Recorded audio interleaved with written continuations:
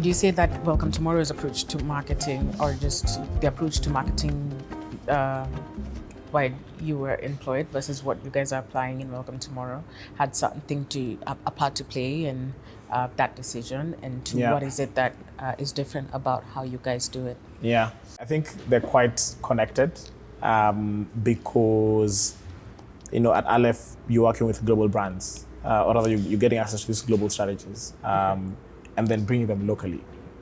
And that's what we're doing at Welcome Tomorrow. We're looking for this advanced growth marketing techniques and bringing them to the continent, because we believe that they tend to be done outside the continent and they come to the continent last. Yes. And we're trying to accelerate that. So I think they're pretty much connected.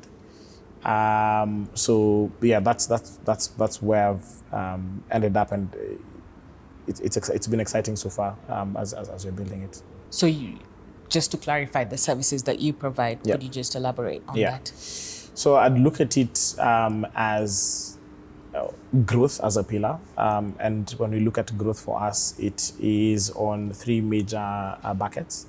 We look at everything data and measurement. So we help brands to build their tech stack to ensure that they have the best, they're able to take advantage of their first party data.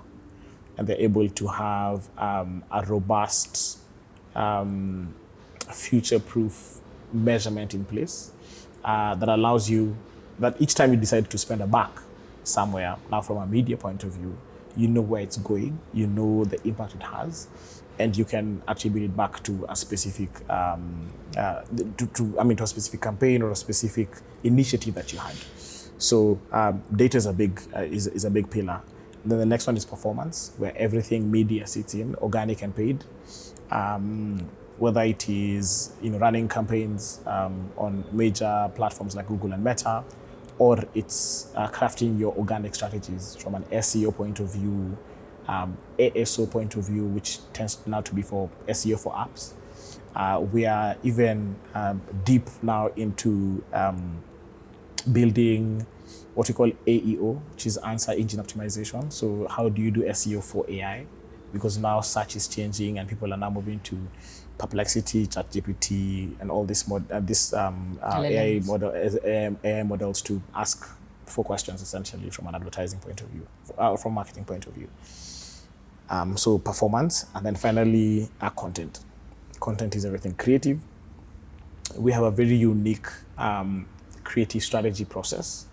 I think there was an era in advertising it's the madmen era, where this amazing creative director with a good idea builds this campaign, it's put up on billboards everywhere, and it sort of has to work. But what our strategy and how we build our creatives, we infuse science into it. So there's a lot of data. It's a very unique process. We just don't design because we have a feeling that this is the best idea.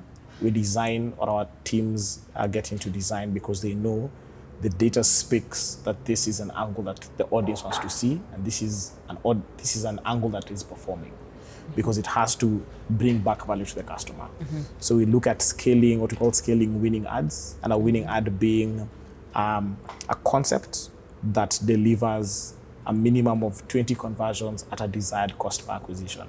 So if that's your if this is my cost per acquisition and I'm already getting conversions based on this creative, why don't we, instead of building something new, iterate on that creative and you try different angles.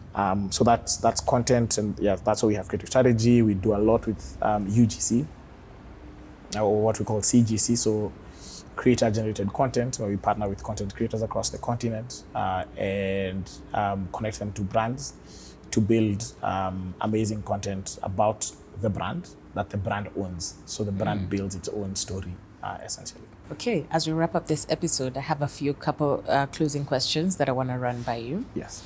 The first one being, what do you foresee for the future of marketing and growth marketing in general from your analysis? Yeah.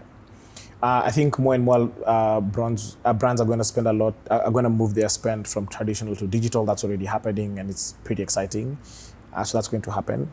There's going to be a need for more specifically tech marketers that are data driven and have an understanding of, you need to, as a tech marketer, you just don't need to understand marketing, you also need to know the tech. Understand the tech and products. So being able to understand how do you build these tech stacks, what expertise is needed to execute that tech stack, because there's a lot out there. There is, if I'm looking at an app only, from a measurement point of view, maybe something as simple as a mobile measurement partner, which is normally SDKs that are integrated into your mobile app, or something as complicated as a customer data platform that allows you to ingest all your customer data and to unify it and to know that Brian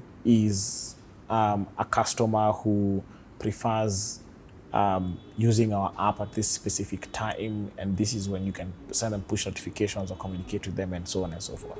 Yeah. So there's a lot in that space, and I think more and more there's going to be brands, as brands move into there, there's going to be a need for people to execute it.